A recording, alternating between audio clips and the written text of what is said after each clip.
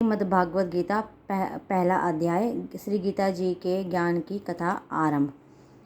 जब कौरव और पांडव महाभारत के युद्ध को चले तब राजा धृतराष्ट्र ने कहा, मैं भी युद्ध देखने चलूंगा। तब श्री वेद व्यास जी बोले, हे राजन, नेत्रों के बिना आप युद्ध कैसे देखोगे? राजा धृतराष्ट्र ने कहा, हे प्रभु, देखूंगा नहीं तो श्रवण तो करूंगा। तो व्यास जी बोले, हे राजन, आपका सारथी संजय जो कुछ भी महाभारत के युद्ध की लीला कुरुक्षेत्र में होगी सो आपको यहाँ बैठे बैठे श्रवण करवाएगा।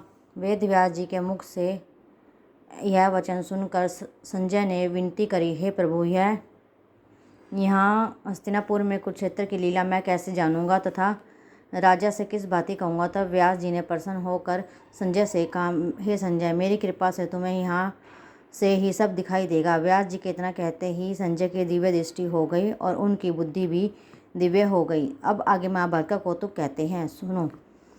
7 अक्षौहिणी सेना पांडवों की और 11 अक्षौहिणी सेना कौरवों की। यह दोनों सेना कुरुक्षेत्र में जब एकत्र हुई तब धृतराष्ट्र ने कहा, हे संजय, धर्म के क्षेत्र में युद्ध की इच्छा से एकत्र हुए मेरे और पांडु पुत्रों ने क्या किया? संजय ने कहा, पांडवों की सेना को व्यूहित देखकर दुर्योधन द्रोणाचार्य के समीप जाकर कहने लगे, हे आचार्य, देखिए, आपके शिष्य बुद्धिमान द्रुपद पुत्र ने पांडवों की बड़ी सेना की कैसी व्यूह रचना की है। इस सेना में अर्जुन, भीम, बड़े बड़े धनुर्धारी वीर, युगधान, विराट, महारथी द्रुपद, धृष्टकेतु, चेकितान, बलवान, काशीराज, पुरोजित, कुंती भोज, नरों में श्रेष्ठ शैव्य, पराक्रमी युधामन्यु, बलवान उत्तमौजा, अभिमन्यु व द्रौपदी के 5 पुत्र हैं।